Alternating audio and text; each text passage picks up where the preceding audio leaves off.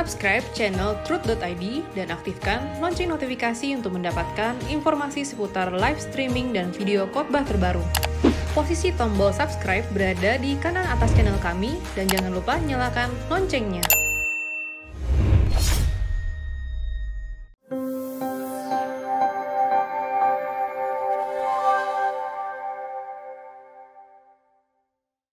Saudara sekalian, saya tak habis-habisnya memikirkan, merenungkan mengenai kehebatan, kedahsyatan makhluk manusia ini, saudaraku.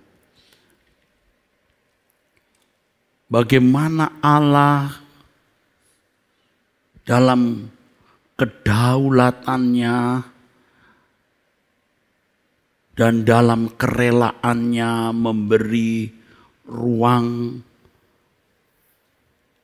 kehendak bebas yang dinamis di dalam kehidupan manusia. Ruang kebebasan yang dinamis, di mana manusia dapat memiliki dinamika. Ibarat musik itu, saudaraku, menjadi indah. Tentu harus ditata, saudara. Harus diatur, saudara. Bukan sembarangan mukul begitu, tidak ada dinamikanya. Tetapi kalau diatur, bisa menjadi simfoni yang indah. Nah, ini ruang kebebasan yang dinamis.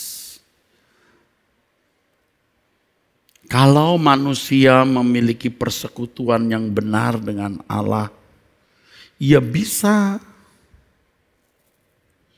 melahirkan uraian nada-nada yang indah di dalam hidupnya. Pasti di sini bukan Allah yang membuat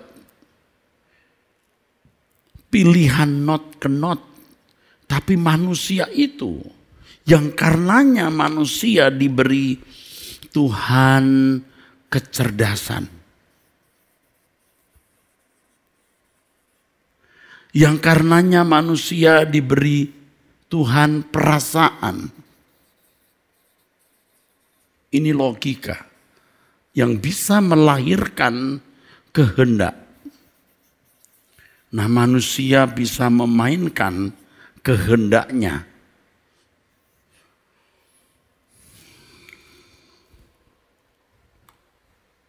Ketika Hawa memetik buah pengetahuan tentang yang baik dan jahat, atau ketika Hawa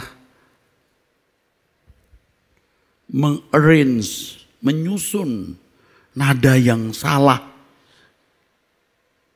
simfoni yang buruk yang tidak bisa dikatakan simfoni, Allah tidak mencoba mengganggu apa yang dilakukan Hawa. Allah membiarkan. Itu dinamikanya, saudara. Itu dinamikanya. Itulah sebabnya di dalam 2 Korintus 5 ayat 9 dan 10 dan banyak ayat Alkitab lain yang menunjukkan bahwa setiap kita harus mempertanggungjawabkan hidupnya, baik atau jahat. Baik atau jahat, saudaraku. Jelas ya, baik atau jahat.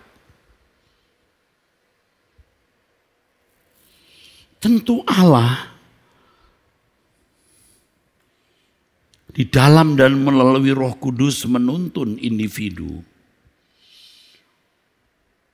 Tetapi kalau menolak tuntunannya, Allah tidak memaksa, saudaraku. Allah tidak memaksa.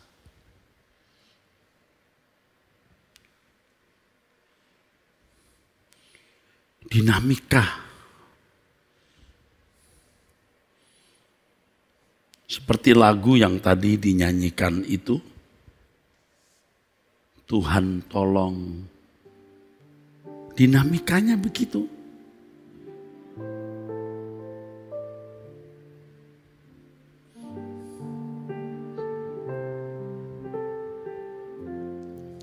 Enak kan didengar?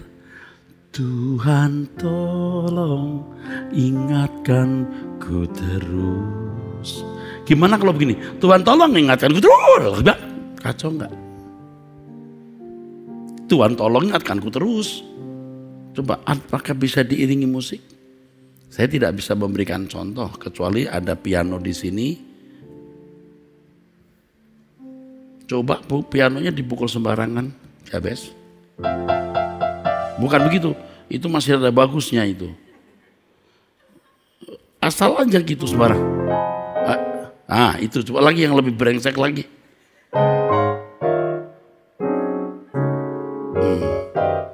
Ini anak kecil yang mukul piano.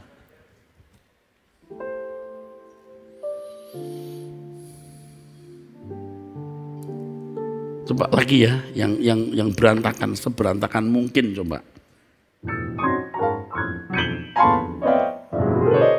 Itu masih bagus barusan ini. Jangan dibuat bagus, dibuat berantakan. Lagi coba.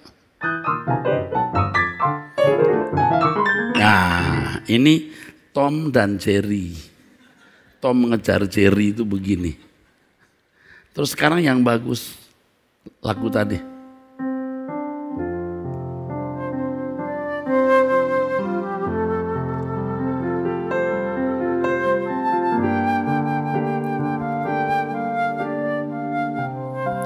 Lihat saudaraku.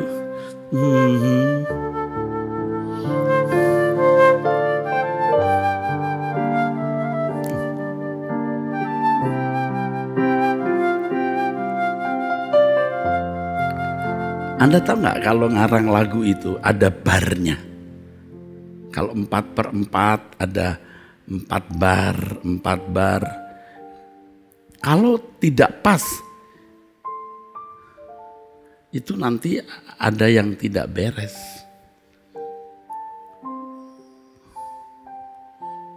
Ada seperti hukum.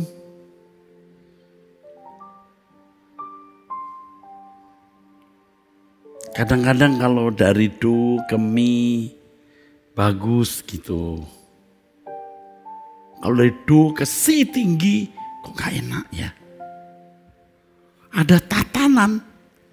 Dan Allah mau kita ini menjadi orang yang bisa menciptakan simfoni di dalam hidup kita.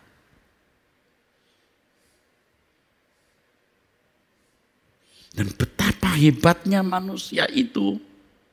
Ini yang tadi saya katakan. Tolong hal ini jangan lewat dari pemikiran kita, saudara. Kita yang merajut, kita yang mengkompos lagu hidup kita masing-masing. Tentu faktor-faktor yang lain seperti faktor orang tua, pendidikan, lingkungan mempengaruhi. Tetapi pada akhirnya setiap individu itu akan menentukan hasil akhirnya. Jadi tidak mungkin Allah memojokkan atau memaksa seseorang untuk memiliki lagu semaunya Tuhan. Tidak mungkin. Tidak mungkin ya. Kalau Tuhan yang menciptakan lagu dalam hidup seseorang secara sepihak, orang itu tidak perlu bertanggung jawab, saudara. Bayangkan kalau ada seorang juri, ya ada perlombaan mengarang lagu, ya. Lalu seorang juri menilai setiap lagu, lalu anak juri itu dibantu mengarang lagu, ya. Jadi tidak objektif, itu curang. Lalu yang menjadi juara anaknya sendiri karena bagus lagunya. Kalau ditanya, waktu anaknya ditanya, bagus sekali kamu mengarang lagu nak. Bukan saya ngarang, om, papa. Loh papa jadi juri, papa juga yang memberi nilai, papa juga yang memberi piala. Itu kan tidak sehat, saudara, curang. Allah tidak demikian. Saudara akan menyesal kalau tidak mulai sekarang ini, berusaha untuk menyusun kehidupan dengan serius dari saat ke saat, dari waktu ke waktu. Saudara akan menyesal. Suara kebenaran yang saya khotbahkan beberapa minggu lalu, ya, saya bicara mengenai satu hal. Penyesalan seseorang ketika ia kehilangan kesempatan, kehilangan momentum mengubah diri. Akan sangat menyesal. Akan sangat menyesal. Jadi sekarang ketika kita memiliki waktu dan kesempatan untuk menyusun simfoni yang merdu kita, saudaraku, nah kita harus berusaha. Saya sebenarnya sedih kalau mendengar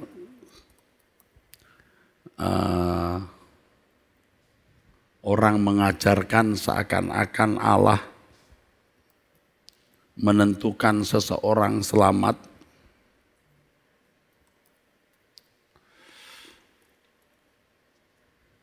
atau binasa karena Allah yang menentukan.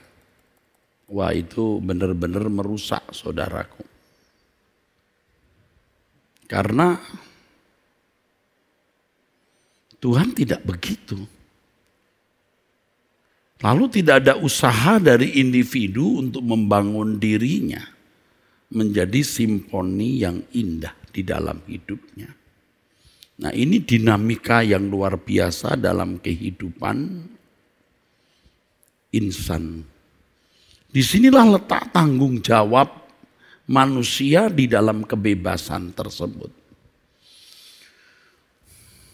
Saya ulangi, betapa dahsyatnya manusia itu, saudara. Karena Allah dalam kedaulatan dan kerelaannya memberi ruang kebebasan yang dinamis. Harus ada kata dinamis. Karena menciptakan dinamika hidup. Dan dinamika hidup itu bukan Tuhan yang setel. Seperti sebuah sandiwara yang skripnya, skenarionya sudah ditulis. Tetapi Tuhan memberi sebuah gelanggang kehidupan di mana manusia harus memainkan. Jadi di dalam tulisan atau persiapan saya ini, saya menulis satu tema yang mungkin tidak bisa saya bahas sekarang ini. Manusia adalah pemain. Ya. Bukan penonton, manusia pemain. Bukan boneka yang dimainkan, tapi manusia itu pemain, saudara. Dan ini mutlak. Dengan demikian manusia itu memiliki dinamika hidup. Dan itu keindahan. Seperti fragmen yang ditunjukkan kepada kita dalam kisah yang ditulis dalam Kejadian pasal 3. Itu jelas merupakan satu peta, ya, kehidupan manusia di mana Allah menggelar sebuah gelanggang dan manusia harus memainkan hidupnya dengan dinamikanya. Anda bayangkan seandainya Adam dan Hawa tidak makan buah itu. Betapa indahnya kehidupan ini. Manusia sudah jatuh dalam dosa saja masih bisa menikmati keindahan hidup, saudaraku, walaupun tentu sangat terbatas dan tidak ideal lagi. Coba seandainya manusia tidak jatuh dalam dosa, manusia hidup dalam penurutan. Manusia memiliki dinamika hidup yang luar biasa indahnya. Tapi baiklah, saudaraku, kita sudah ada di dalam gelanggang seperti ini. Kita sudah ada dalam gelanggang seperti ini. Jadi sekarang kita harus masuk ke dalam gelanggang kita dengan pengertian, ya, dengan pengertian. Jadi kita mohon bisa memahami ya, Allah ada di luar waktu, di luar dimensi ruang kita, di luar sana. Jangan kita kaitkan dengan dimensi kita hari ini. Kita bermain di sini. Kita yang membuat dinamika di sini. Ini kita. Allah tidak mengatur dinamika ini. Kalau saudara berkata, tapi Allah tentu tahu, Pak. Tahu. Tapi jangan menghubungkan kemahatauan Allah dengan tanggung jawab yang Tuhan berikan di ruang kebebasan yang dinamis yang Allah berikan. Jangan kita menghubungkan kemahatauan Allah lalu menyusun doktrin bahwa Allah menentukan dinamika ini.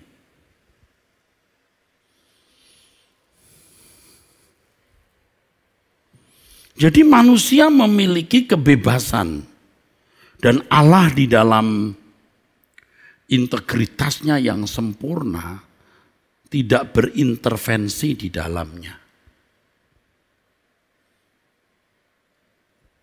Kalau saya tanya saudara setuju enggak kalau tidak semua agama itu benar? Iya, pasti iya. Makanya saudara beragama Kristen kan, jadi tidak mengakui semua agama itu benar.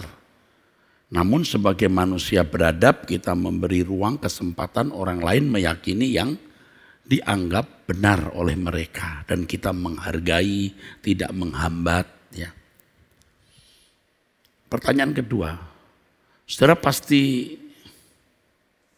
yakin tidak semua aliran Kristen itu benar? Iya. Kalau tidak, saudara bisa masuk semua gereja. Nyatanya saudara hanya masuk satu gereja. Bahkan ada orang-orang yang fanatik dengan alirannya, saudara. Nah pertanyaannya, mengapa Tuhan membiarkan kesalahan? Pasti semua agama meyakini dirinya paling benar, agama orang lain tidak benar. Hanya karena kita hidup di masyarakat yang majemuk, yang heterogen, kita memiliki tatanan bermasyarakat, bersosialisasi, kita menerima kenyataan orang lain meyakini apa yang dianggap benar. Juga dalam lingkungan orang-orang Kristen dengan banyaknya aliran atau denominasi gereja, pasti saudara tidak semuanya benar, saudara juga setuju itu. Tetapi kenapa Tuhan membiarkan? Bahkan mungkin saudara memandang satu gereja sesat.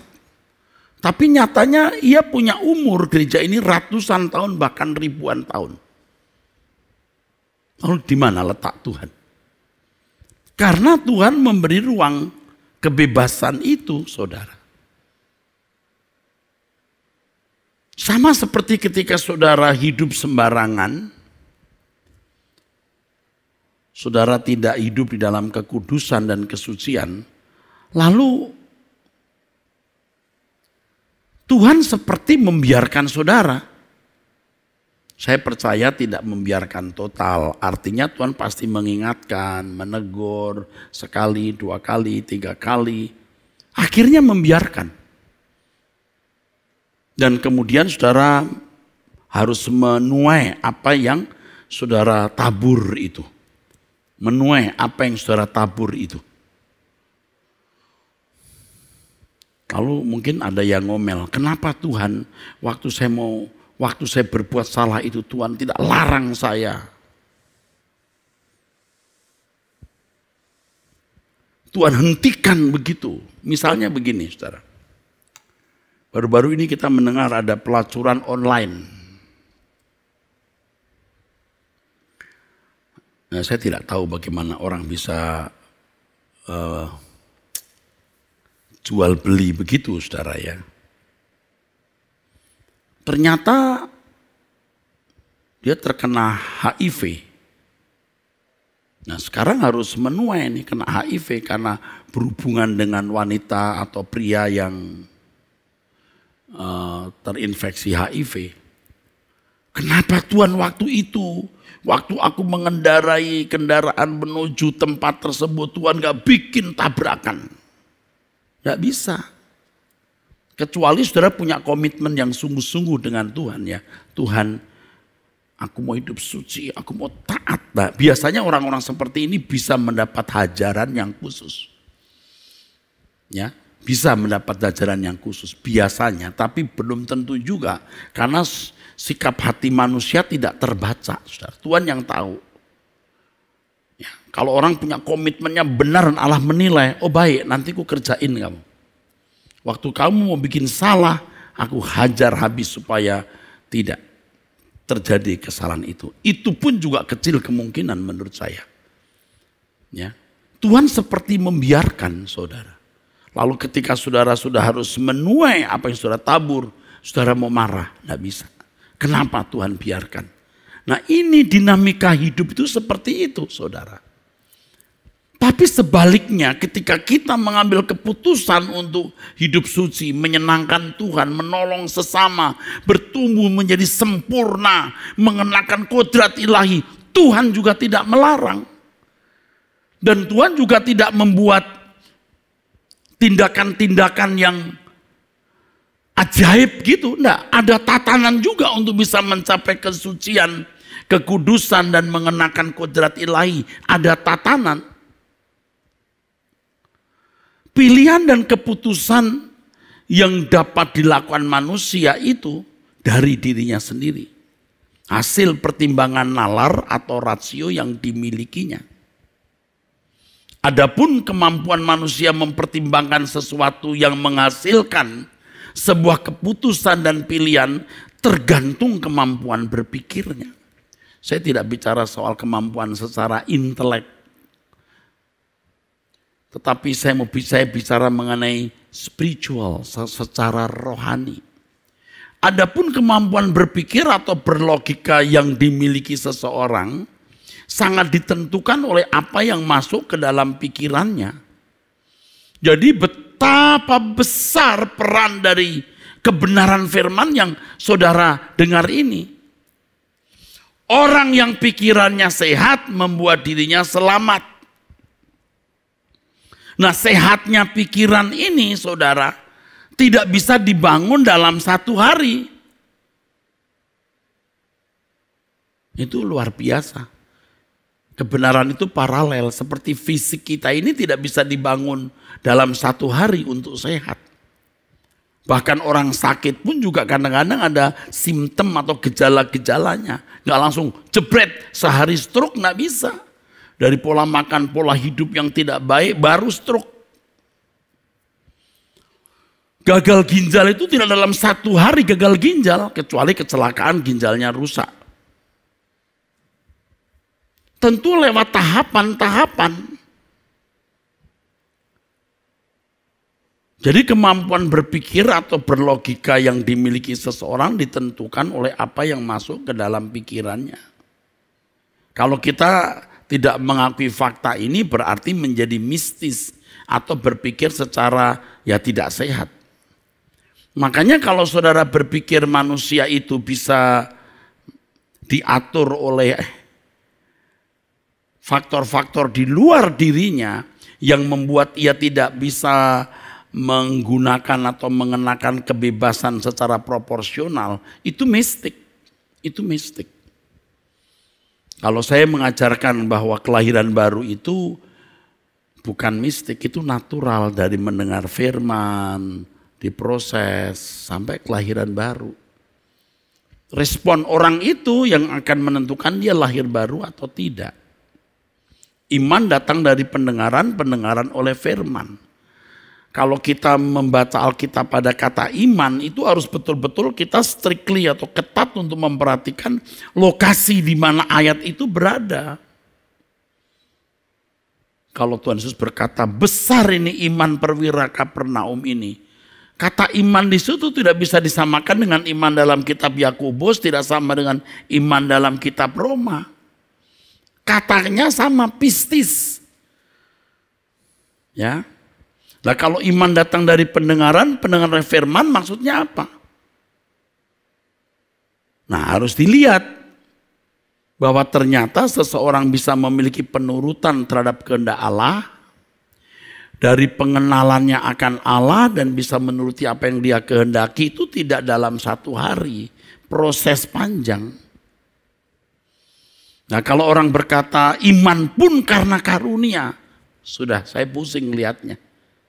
Iman kok karunia? Ada ayatnya Pak, lihat konteks ayat itu. Tidak mungkin orang jebret punya iman. Nah, iman itu apa lagi? Yesus Tuhan dan Juru Selamat. Itu pun pasti ada dasarnya. Kalau lahir dari keluarga Kristen, dari kecil sudah diajar oleh mama papanya, ayo ya Yesus Tuhan Juru Selamat, jadi percaya. Itu pun ada dasarnya, tidak ada orang jebret lalu punya iman kepada Tuhan Yesus.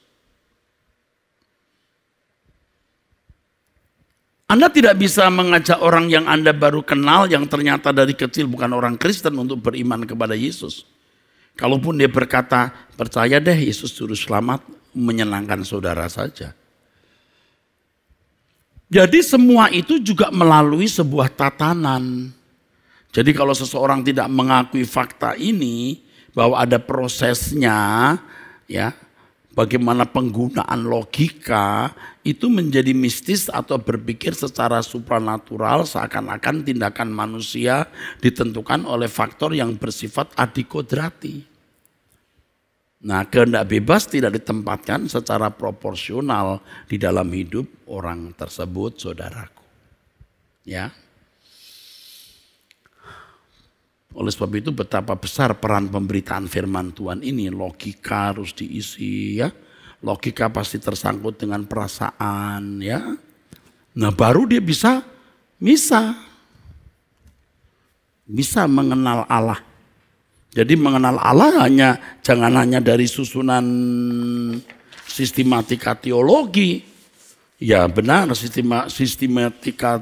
sistematika teologi harus dimengerti. Tapi pergaulan dengan Allah, ya, kesediaan untuk setiap hari ketemu dengan Tuhan, kesediaan memperhatikan setiap peristiwa yang terjadi, kerelaan menanggalkan percintaan dunia, kesediaan tidak memuaskan daging, itu semua terangkai, saudara. Baru membangun logika. Dari logika yang baik, perasaan yang terbangun baik, dia bisa mengerti kehendak Allah. Karena mengerti kehendak Allah, dia bisa mengkompos simfoni yang indah di dalam hidupnya. Ya, jadi begini saudaraku. Ini loh saudara, makanya pembaharuan pikiran itu penting. Saudara pulang dari kantor, ya ketemu keluarga tentunya, bercengkrama dengan anak-anak, dengan istri harus. Setelah itu duduk nonton film seri atau duduk mendengar YouTube khotbah kan beda hasilnya. Anda bangun pagi yang pertama buka koran atau duduk berlutut membaca Alkitab, hasilnya beda. Pada hari Jumat ada pendalaman Alkitab, Anda jalan-jalan ke kafe dengan teman atau datang ke pendalaman Alkitab, hasilnya beda. Kalau itu disusun terus tiap hari, bangun pagi berdoa, baca Alkitab, di perjalanan tidak mendengarkan yang nggak perlu didengar, tapi mendengarkan YouTube khotbah misalnya. Terus, ia membangun logika yang sehat. Logika yang sehat menghasilkan kehidupan yang selamat. Ya saudara. Nah, jeleknya orang itu mau selamat dengan cara mudah. Ya, selamat dengan cara mudah. Menikmati dunia seperti anak dunia menikmati, lalu nanti kalau mati masuk surga. Tidak bisa begitu. Saya tadi katakan bahwa kebenaran itu paralel. Ya, saudara kalau melihat pemain bulu tangkis, bagaimana dia menahan atau menahan smash itu. Cepat bagaimana bisa. Itu bukan latihan 1-2 bulan itu. Bertahun-tahun. Main musik.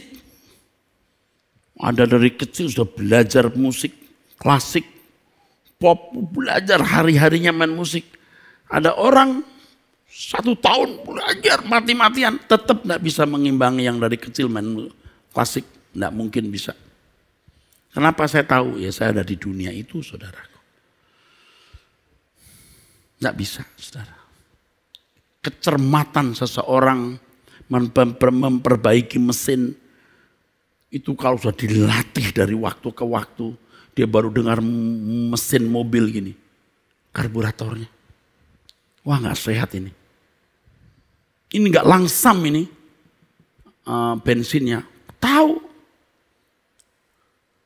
Sarjana sekolah 4 tahun jadi sarjana teknik. Belum tentu sehebat montir yang tidak pernah sekolah. Dia bergaul terus. Demikian pula kebenaran tidak bisa dalam sekejap orang bisa menyenangkan hati Tuhan. Tidak bisa. Kalaupun menyenangkan itu dasarnya apa? Maksudnya intensitasnya itu tidak besar. Kalau seseorang berjalan terus dengan Tuhan, dia makin cakap mengerti kehendak Allah. Ya, waktu dia masih muda rohani itu menyenangkan Tuhannya sebesar ini. Nanti makin gede, makin gede. Kalau makin gede begini, ini pergumulannya makin besar. Pencobaan berbuat dosanya makin banyak, kesempatan menikmati dunia makin besar. Tapi menyenangkan Tuhannya makin besar juga. Nah kalau Tuhan kita Yesus Kristus itu sampai mati di kayu salib. Tidak ada nama baiknya, dihina, diludahi, puncak ini. Nah tapi kalau orang tidak bersedia ya enggak apa-apa, ya udah jalani aja hidup. Langsam saja, menyenangkan Tuhannya ya kecil terus. Tapi kalau orang makin cerdas, makin mengerti kehendak Allah, dan dia punya komitmen untuk menyenangkan Tuhan lebih besar. Oh Allah bekerja dalam segala hal mendatangkan kebaikan bagi orang yang mengasihi Allah. Dinamikanya luar biasa. Ya seperti anak kecil saudaraku ya, kalau nyanyi cuma bisa begini. Balonku ada 5, rupa-rupa warnanya. Udah cukup. Sama seperti belajar piano.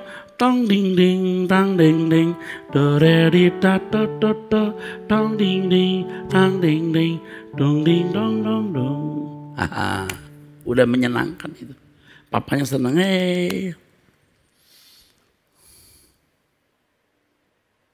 Coba ke E minor nak.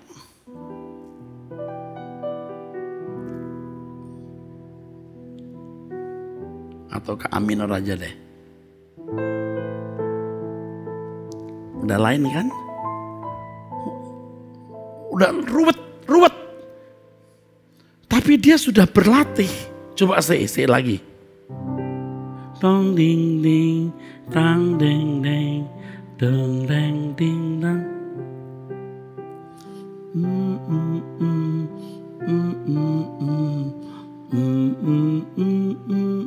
Itu mamanya. Pinter, Upi pinter. Tapi coba kalau umur 30 tahun masih nangis mamanya. Coba A minor nak.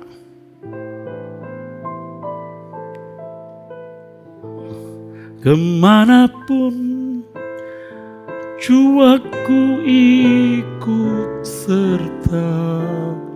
Udah begitu. Dari Nazaret sampai ke Golgota, setiaku kesetiaan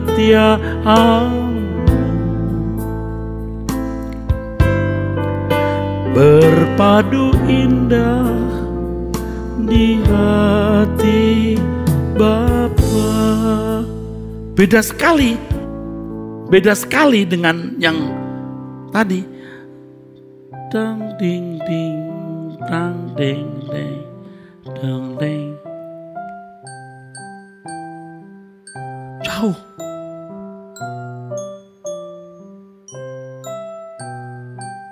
Nah, banyak orang Kristen tuh nggak ngerti. Menyenangkan Tuhan nyanyi doang, nyanyi saja. Nanti kasih santunan untuk orang miskin. Kelasnya di situ terus. Padahal kita bisa punya dinamika yang luar biasa. Sampai seperti Yesus.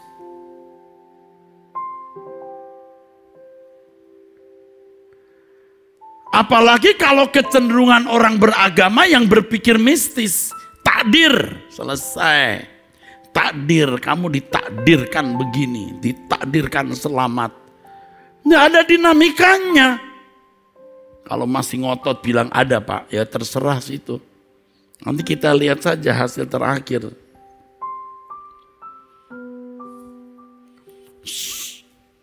Menikah.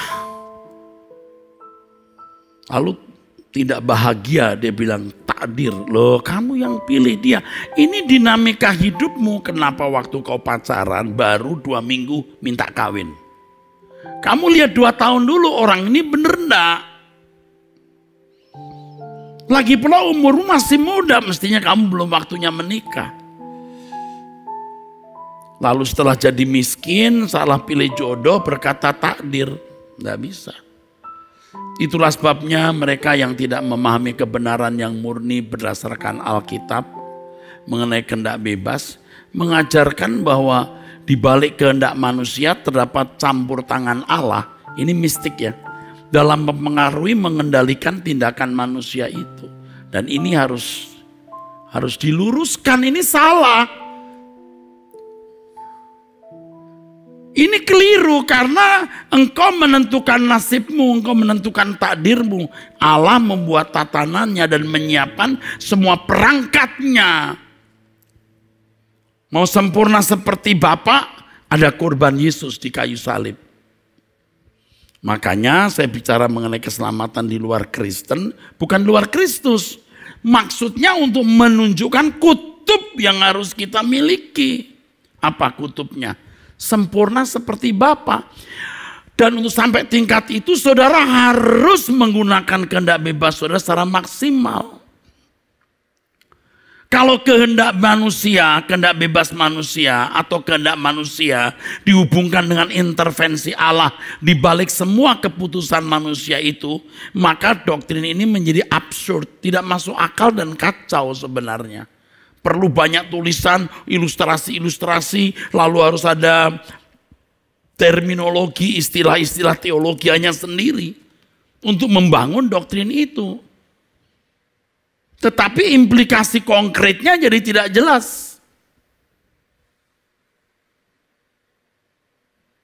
Akhirnya semua nanti hanya dijawab di dalam tulisan, dalam perdebatan. Kehendak bebas adalah kemampuan yang dimiliki setiap individu untuk membuat pilihan secara sukarela. Terbebas dari semua faktor dari luar diri individu itu. Baru namanya bebas. Ini kadang-kadang orang juga nggak kambuan, masih bilang begini. Tapi manusia tidak bisa bebas sebebas-bebasnya bro. Coba sekarang you terbang. You kasih ilustrasi yang masuk akal dong. Ini saya udah ketemu orang model begitu saudara. You itu tidak bisa membuat ilustrasi yang tidak apple to apple. Manusia tidak bisa bebas sebebas-bebasnya bro. Coba sekarang you terbang. Loh, manusia memang tidak bisa sebebas-bebasnya. Bahkan manusia pun tidak bebas dalam menyusun hukum. Hukum itu Allah yang menyusun, bukan manusia. Manusia tidak boleh menyusun hukum dari dirinya sendiri. Manusia itu hukumnya Allah. Dialah hukumnya. Nggak bebas juga sebenarnya. Setuju, tetapi apakah dia menuruti kehendak Allah atau tidak? Ia punya kebebasan, dia bisa menolak. Saya sudah ketemu orang-orang begitu, saudara. Manusia itu nggak bebas, bro. Dimanapun nggak akan bebas, bro. Coba sekarang you terbang. Loh, you tuh ilustrasi-ilustrasi begitu loh untuk membuat kebenaran Alkitab mau dibuang, saudara. Nih, manusia bebas tapi bukan bebas sebebas-bebasnya dalam arti dia boleh berbuat apa saja. Bahkan manusia tidak bebas dalam menentukan nilai standar moral. Allah yang menentukan, dia harus nurut apa yang Allah kehendaki. Dia nggak bisa sebebas-bebasnya, tapi dia bisa menolak untuk taat atau menerima. Dia bisa taat atau bisa tidak taat. Itu maksudnya. Setelah manusia jatuh dalam dosa, bro, manusia juga tidak jadi bebas. Oh, saya setuju. Jadi pada waktu manusia jatuh dalam dosa, ini manusia tidak bisa sempurna. Manusia hanya bisa menjadi baik. Bahkan ada yang banyak menjadi jahat. Tetapi salib membuka pintu, dia bisa keluar masuk kepada kesempurnaan. Nah, kekristenan itu sampai di sini, bro. Pada waktu manusia belum menerima anugerah keselamatan dalam Yesus Kristus, dia bisa baik. Sebenarnya Kain itu bisa tidak membunuh adiknya, dia bisa baik. Nyatanya Henok bisa bergaul dengan Allah kok. Tapi kadang-kadang orang ngotot, nggak ada seorang pun manusia yang baik. Maksudnya apa? Kebaikan manusia seperti kain kotor. Nah, itu kan zaman Yesaya, yuk jangan kenakan ke Ayub, Nuh, Henok. Nggak bisa, bro, mereka baik loh, ngalah bergaul sampai diangkat hidup-hidup kok. Kok kain kotor? Zamannya Yesaya. Nah, orang itu harus cerdas. Ya saudara, di sini masuk kesempurnaan. Nah, ini kehendak bebas kita harus kita gunakan maksimal. Karena kalau manusia, saya dulu. Tong ding ding, tang ding ding, bisa. Dong ding ding, bisa. Kristen baru juga masih begitu, tapi kalau sudah masuk ke sini, A minor. Dinamikanya luar biasa. Kemanapun jiwaku ikut serta. Bisa sampai di sini. Bukan hanya domisol, bisa la. Bisa dinamikanya luar biasa. Allah bisa menuntun kita. Kalau kehendak bebas kita tidak kita gunakan maksimal, tidak ada dinamika yang indah. Tidak tercipta, tidak terkompos. Maka dalam Ibrani pasal 5 ayat 7-9, walaupun dia anak, dia belajar taat dari apa yang dideritanya. Ketika ia mencapai kesempurnaan, dia menjadi pokok keselamatan atau aitios. Bisa dicontoh. Coba kalau Adam berhasil, dia jadi aitios. Karena Adam gagal, tidak ada yang dicontoh. Dan semua keturunannya pun juga mewarisi kodrat dosa. Meleset.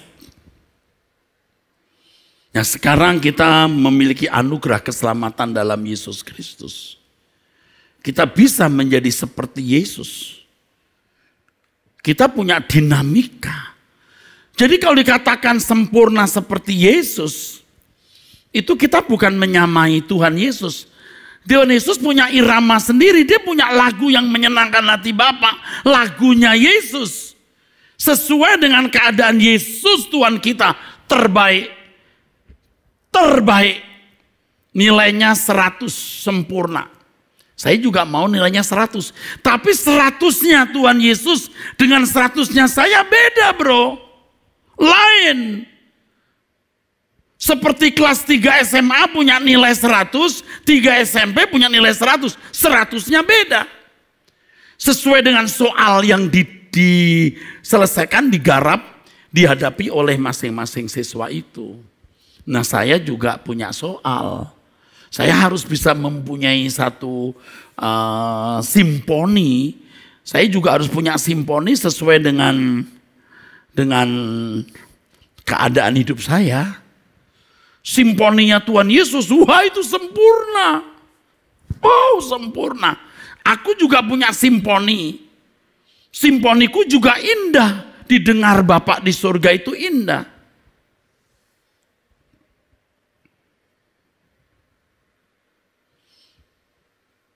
Tapi tidak persis dengan yang dimiliki Tuhan kita Yesus Kristus. Wah, enggak bisa dipadankan jauh. Dan masing-masing orang itu punya seperti lagu. Jadilah lagu seperti yang Tuhan kehendaki dalam hidupmu. Bror Benny, Bror Rasiolan, Bror Topo, Bror Eras. Itu punya masing-masing lagu yang Allah mau kita tercipta di situ.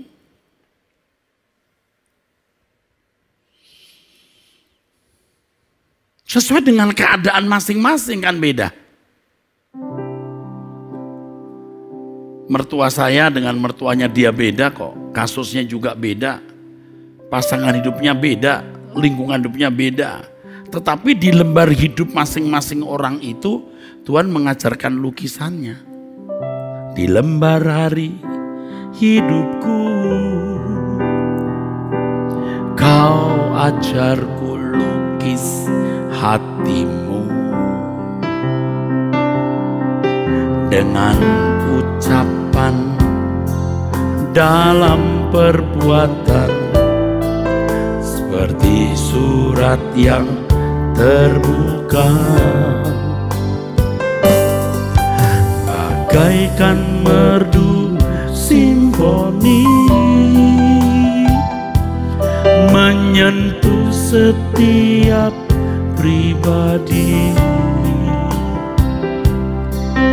membalut luka, teduhkan jiwa, hadirkan suasana surga.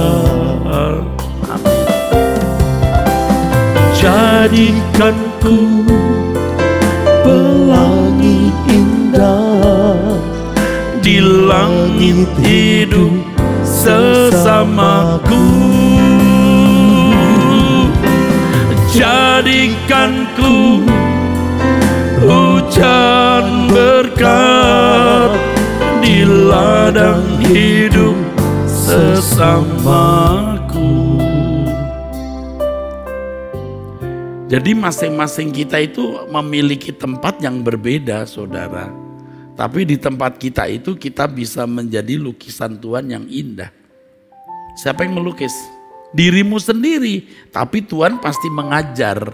Itulah sebabnya dikatakan Roh Kudus diberikan kepada kita. Roh Kudus itulah yang menuntun kita kepada seluruh kebenaran. Artinya bagaimana masing-masing itu bisa membuat karya yang indah. Lukisan yang indah. Ayo kita serius yuk. Kalau ibarat bunga itu kita dicium Tuhan itu wangi enggak gitu saudaraku ya. Kita itu cantik enggak di hadapan Tuhan. Kalau kita berkata Tuhan jadikan aku bunga yang cantik, ya kamu mesti bertumbuh. Bertumbuh, sarana Tuhan berikan. Tapi kalau Tuhan sudah menentukan saya jadi bunga mau dibuang atau bunga yang akan ditaruh di taman Tuhan, ya sudah, tidak proporsional usahanya. Nanti yang bunganya ditaruh di taman Tuhan, puji Tuhan bersyukur. Yang dibuang ke pembuangan sampah dibakar, tidak bisa bersyukur. Tapi orang masih berkata dia juga bersyukur Pak. Karena keputusan Tuhan itu pasti disyukuri. Saya sudah capek deh kalau ngomong begitu.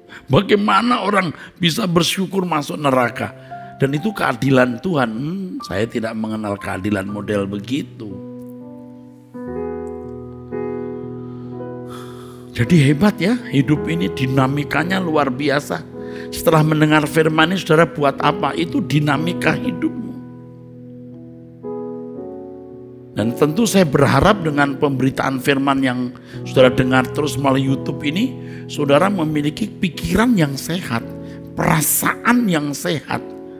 Supaya saudara bisa membangun sebuah kehidupan yang indah. Kita harus ngotot saudara. Dan tujuan hidup kita cuma satu, bagaimana menyenangkan Tuhan. Kerinduanku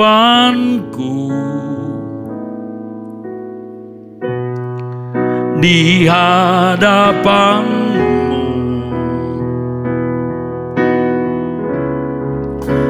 menjadi anak kesukaanmu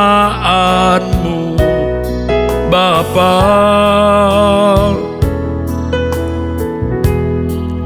bagaikan bunga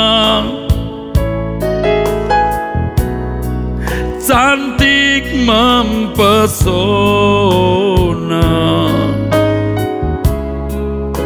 semerbak harum kesukaan Bapa.